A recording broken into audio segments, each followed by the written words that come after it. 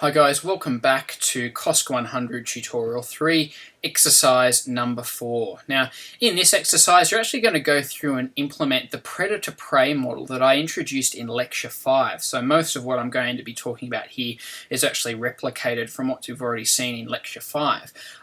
So I'm going to start from scratch and actually build this one up from the bottom up here. So I'm just going to zoom in a little bit here to get us some more, so we can see everything a little bit clearer. So in this particular exercise, recall that we had two formulas. One represented the population of foxes, the other one represented the population of rabbits. And you can see that we've got a number of different parts to this formula, but if you look closely, you can see that each formula is dependent on each other one. So the population of foxes is going to vary as the population of rabbits varies, and vice versa. So we want to model this behavior and actually see how it changes over time. So to start this exercise off, we'll actually start building our spreadsheet. So if we go through, the first thing we're going to enter in is a series of time steps. So this is a discrete time model, or a discrete time step model, and basically each row in the spreadsheet represents a different step in time. So if we go through and we put in fields for the time step and the rabbit and fox population, and we'll initialize them. So we want time step 1, we've got the fox population, we're starting that off at 35,000. We're going to start off with 70,000 rabbits to give the thing a chance.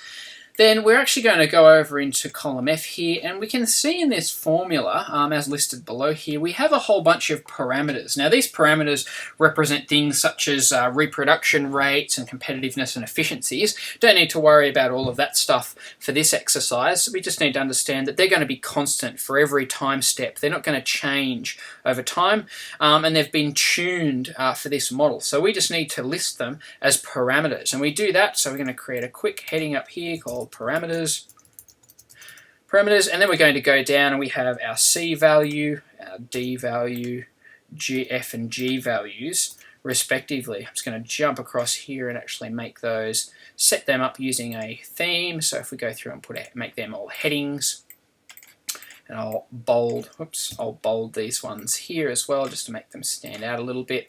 And we'll go through and we'll initialize those with some values. So 1, 2, 3, 4, 5 and 6, and 0.3, 0.5 for our F value, and 0.1234 for our G value. So go through and just initialize them. So that's got all of our starting points set up. Now we've got to go through and do the slightly more tricky stuff, which is going to involve implementing these formulas. Now, formulas, they look kind of scary, but again, if you break them all down into a series of steps, you'll see they're actually fairly straightforward. So we can see here that in this formula, T represents the time step. So to work out the next time step, so time step T plus 1, we're going to be working with the previous time step values, so the values at time step T. So if we're starting with time step T being 1, to work out time step 2, we need to go through and enter a formula in here that relies on these values from time step 1. So we'll start by looking at the fox population. So that's going to be formula X. So this X is going to correspond to the fox column, which is B. Now if we start by entering our formula with an equals symbol, we can start by multiplying C, our C value, which is stored over in column G, by our Y value, which is actually our rabbits from the previous generation, by this one. Now you can see straight away that we've actually implemented that little section in the inside of our formula here. So if I just put some brackets around there, we've actually implemented this little section of the formula here. Now the next step is actually to subtract our D value. So I'm going to have to go and drop in another set of brackets here up the top, and then we're going to subtract our D value, which is stored in G3 in this situation. And I'll close off that set of brackets.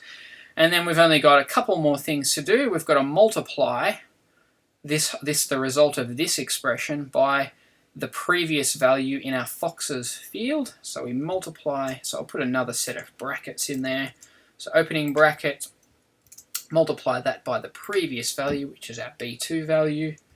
And that actually, this part of the formula actually gives us the amount of change in the population. So it's either going to be negative or positive. So if we actually fill that value in there, it'll give us the value, how much it's changed by. So in order to get the total population, we actually need to add the previous population of foxes as well. So if we do that, we can see that straight away we've actually calculated the next value, the t plus 1 value in our sequence. Now, we'll go through and follow the same process to implement the value, the calculation for the number of rabbits as well. So again, we start off by creating a formula. We'll put an equal sign in here, and we'll go through and we'll drop our first term in here, which is actually going to be our f parameter, and it's stored over here in cell G4. So we drop that one in, and we're actually going to subtract that from another expression here.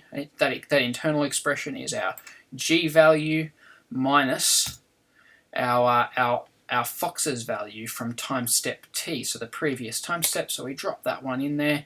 You can see that we've actually completed the first part of our formula here. So that's actually the first section. Now we need to go and complete the second part, which involves multiplying the whole thing by our previous rabbit population. So we'll multiply the result of that by our C2 cell.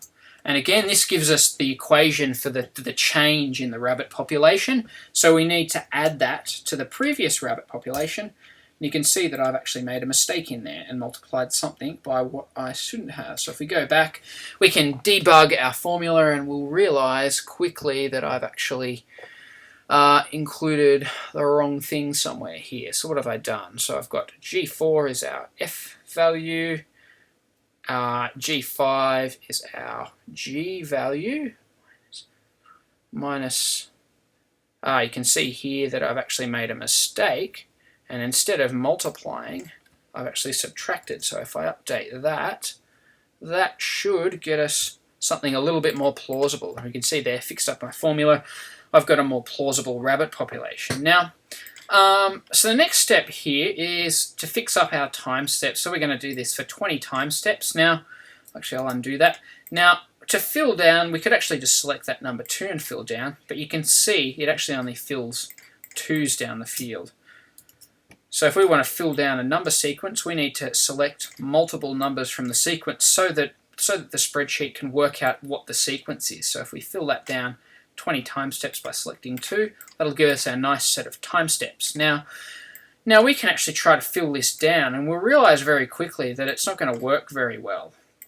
And the reason for that is because we haven't anchored our parameters properly. So it's not going to give us very good values, because if we look at the trace, if we use our trace function here, we can see that this particular iteration that we typed in manually draws on the C and D parameter. But if we go back to this one, you can see that it's moving down the parameter list rather than keeping those all consistent. So in order to fix that up, we're actually going to have to go and anchor all of our parameter values correctly. So if we go back to our formula, all of our G column references need to be anchored to those locations. So if we go through and drop the anchor operator in there, which is our $sign, drop it into this formula and then drop it into our rabbits formula as well, we can see that when we do a fill down, it will actually update those all appropriately. So hit enter. Now let's fill those all down, and we can see that it's been updated appropriately. So now if we go and do a trace precedence, you can see that no matter where we go to in our formula, in our column, it always links back to the correct parameters. So we don't need to worry about incorrect parameters there. So we'll go through and fill that all the way down for our 20 time steps here. Because we're working, so a count of a population is a good example of a discrete value. You can't have 0.25 of a rabbit in reality, so we'll go through and we'll round those off. So we'll reduce the number of decimal places there using the formatting character.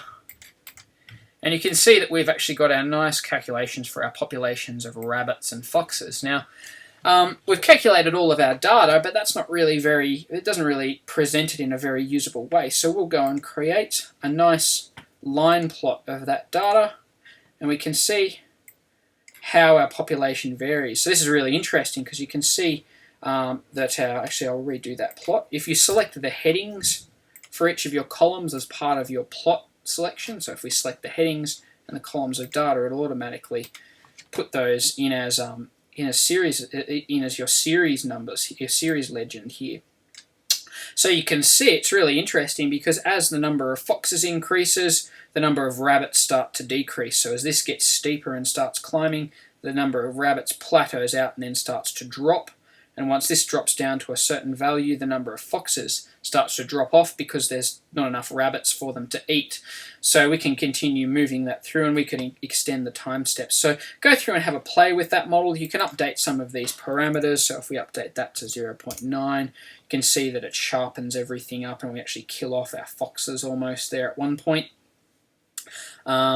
And we can play around with all of these different parameters and tune our model to different observations in different environments. And Excel provides a nice little tool here to do that. So if you have any questions about this demonstration, let me know. And thanks for listening, guys.